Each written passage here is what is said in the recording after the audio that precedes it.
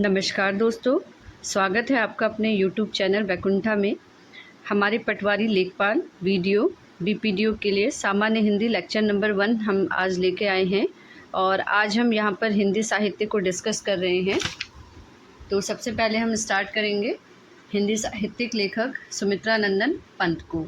ठीक है, तो सुमित्रा नंदन पंत को छायावाद के प्रमुख कवियों में से एक माना जाता है और प्रकृति के सुकुमार कवि थे, जिनका जन्म 20 मई 1900 को कौसानी में उत्तराखंड में हुआ था। और सुमित्रा नंदन पंत की जो प्रमुख रचनाएं हैं वो हैं काव्य संग्रह, वीणा, ग्रंथि, पल्लव, गुंजन, युगांत, युगवाणी, ग्राम्या, स्वर्ण किरण, स्वर्णधूलि, रजत शिखर, उत्तरा और चिदंबरा। चिदंबरा के लिए उन्हें ज्ञानपीठ पुरस्कार से भी सम्मानित किया गया था। उसके बाद देखिए गद्य रचनाएं, तो ललित निबंध, कला और बूढ़ाचार, साहित्य और संस्कृति, और महाकाव्य था उनका लोकायतन। और देखिए ये मोस्ट इम्पॉर्टेंट है एग्ज़ाम की दृष्टि से, तो चिदंबरा के लिए उन्हें ज्ञानपीठ पुरस्कार से सम्मानित किया गया था। उनका सुमित्रा नंदन पंत का प्रकृति से जुड़ाव भी था, इसलिए उनकी कविता में कविता के विभिन्न उत्पादनों में हम देखते हैं जैसे झरने का वर्णन है, फूलों का, तारों का, पवन का। इनका प्रमुख रूप से काव्यात्मक प्रयोग उनकी कविताओं में मिलता है। और पुरस्कार और सम्मान, तो पंत को उनकी साहित्यिक सेवाओं के लिए साहित्य अकादमी पुरस्कार, पद्म भूषण, ज्ञानपीठ पुरस्कार और सोवियत लैंड नेहरू पुरस्कार से सम्मानित किया गया था। उसके बाद नेक्स्ट जो कवि है हमारे वो है मंगेश डबरवाल। तो मंगेश डबरवाल जो है 16 मई 1948 टिहरी गढ़वाल में इनका जन्म हुआ था और 9 दिसंबर 2020 को नई दिल्ली में इनकी मृत्यु हुई थी। और इन्हें साहित्य अकादमी पुरस्कार 2000 में इन्हें साहित्य अकादमी पुरस्कार से सम्मानित किया गया था। इनका जन्म स्थान गांव है काफल पानी, टिहरी गढ़वाल, उत्तराखंड। और दिल्ली हिंदी अकादमी के साहित्यकार सम्मान से इन्हें सम्मानित किया गया था। उसके अलावा कुमार विकल स्मृति पुरस्कार और अपनी सर्वश्रेष्ठ रचना जो हम देखते हैं कि के लिए उन्हें साहित्य अकादमी द्वारा सन 2000 में साहित्य अकादमी पुरस्कार से सम्मानित किया गया था।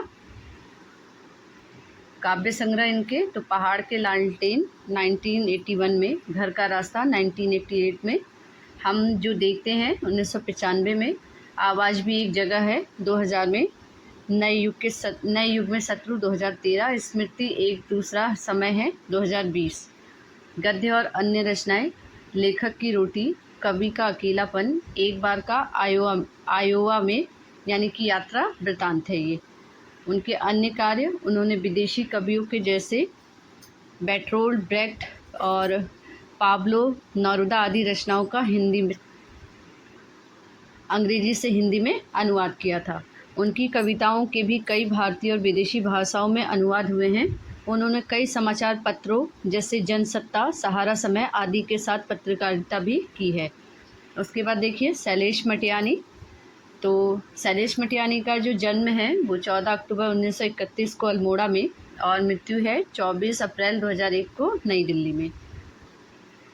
इनके कहानी संग्रह हैं मेरी 33 कहानियाँ, 2 दुखों का एक सुख, दूसरों के लिए, सुहागनी व अन्य कहानियाँ, सफ़र में जाने से पहले, हारा हुआ, अतीत तथा अन्य कहानियाँ, मेरी प्रिय कहानियाँ, पाप मुक्ति तथा अन्य कहानियाँ, हत्यारे, बर्फ़ की चट्टानें, जंगल में मंगल, महाभोज, चील, प्यास और पत्थर, नाच जमूरे नाच, माता और अन्य कहानियाँ, भविष्य तथा अन्य कहानियाँ, अहिंसा तथा अन्य कहानियाँ, भेड़े और गडेरिया। शैलेश मटियानी का 51 कहानियाँ हैं और विभोर प्रकाशन इलाहाबाद से, पुनः विभा प्रकाशन चाहचंद रोड इलाहाबाद से इनकी कहानियाँ क्या होती थी, प्रकाशित होती थी। उसके बाद आता है उपन्यास। तो बोरीबल से बोरी बंदर तक, कबूतर खाना 1960 में, हौलदार 1961 में, चिट्ठी, रसायन 1961 में, तिरिया भली न काट की 1961, किस्सा नर्मदाबेन गंगूबाई 1961, चौथी मुट्ठी 1961, बारूद और बचली 1962, मूक सरोवर हंस के 1962 में इनकी एक मूठ सरसों और बेला हुई अबीर। उसके बाद कोई अजनबी नहीं दो बूंद जल, भागे हुए लोग, ये तीनों 1966 में। पुनर्जन्म के बाद 1970, जल तरंग 1973, बर्फ़ गिर चुकने के बाद, और इसके अलावा उगते सूरज की किरण, छोटे छोटे पंछी, रामकली, सर्पगंधा, आकाश कितना अनंत है, उत्तरकांड, डेरे वाले, सावित्री, गोपुली गफुरन, 52 नदियों का संगम, अर्धकुंभ की यात्रा, मुठभेड़, नागवल्लरी, माया सरोवर, चंद औरतों का शहर। उसके अलावा इनके निबंध और निबंध इनके हैं मुख्य धारा का सवाल, कागज़ की नाव, राष्ट्रभाषा का सवाल, यदा कदा, लेखक की हैसियत से, कितने राम कैसे राम, जनता और साहित्य, यथा प्रसंग, कभी कभार, राष्ट्रीयता की चुनौतियाँ, किसे पता है कि राष्ट्रीय शर्म का मतलब।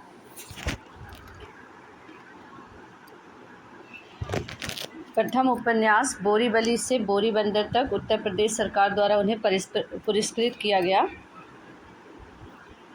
उसके बाद शैलेश मटियानी जी को महाभोज कहानी पर उत्तर प्रदेश हिंदी संस्थान का प्रेमचंद्र पुरस्कार दिया गया। सन 1977 में उत्तर प्रदेश शासन की ओर से उन्हें पुरस्कृत किया गया। 1983 में फणीश्वरनाथ रेणु पुरस्कार बिहार से उन्हें सम्मानित किया गया।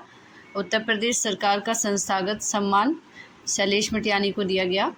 देवरिया कोडिया संस्थान द्वारा साधना सम्मान, और 1994 में कुमाऊं विश्वविद्यालय द्वारा डी लिट की मानद उपाधि दी गई। 1999 में उत्तर प्रदेश हिंदी संस्थान द्वारा लोहिया सम्मान, और 2000 में केंद्रीय हिंदी निदेशालय द्वारा राहुल सांस्कृत्यानंद पुरस्कार आदि पुरस्कारों से सम्मानित किया गया था शैलेश मटियानी जी को। नेक्स्ट हमारे लेखक हैं शेखर जोशी।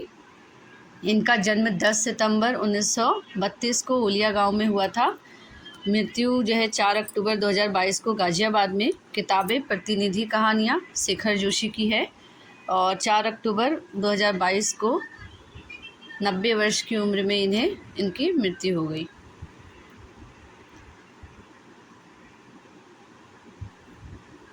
शेखर जोशी की प्रमुख रचनाएं हैं दाजियू मतलब बड़ा भाई, और कोशी का घटवार, कोशी का चक्की वाला।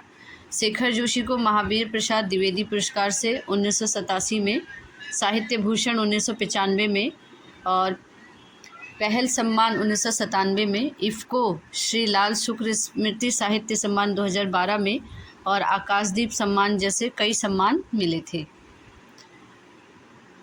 आकाशदीप सम्मान, यह सम्मान उन्हें हिंदी भाषा में उनके महत्वपूर्ण योगदान के लिए मिला था। महावीर प्रसाद द्विवेदी पुरस्कार, यह पुरस्कार उन्हें उत्तर प्रदेश हिंदी संस्थान द्वारा 1987 में प्रदान किया गया था। साहित्य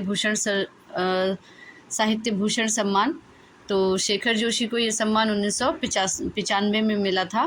पहल सम्मान, तो हिंदी साहित्य के क्षेत्र के लिए दिए गए इस पुरस्कार से उन्हें 1997 में क्या किया गया था, सम्मानित किया गया था। इफ़को श्री लाल शुक्र स्मृति सम्मान, उर्वरक सहकारी संस्था इफ़को द्वारा स्थापित यह पुरस्कार उन्हें 2012 में मिला, जो ग्रामीण जीवन को साहित्य में उजागर करने वाले लेखकों को दिया जाता है। धर्मयुग कहानी प्रतियोगिता प्रथम पुरस्कार 1995 में, और राष्ट्रीय मैथिली शरण गुप्त सम्मान, इसके अतिरिक्त शेखर जोशी को उनके राष्ट्रीय मैथिली शरण गुप्त सम्मान सहित अन्य प्रतिष्ठित पुरस्कारों से भी सम्मानित किया गया था।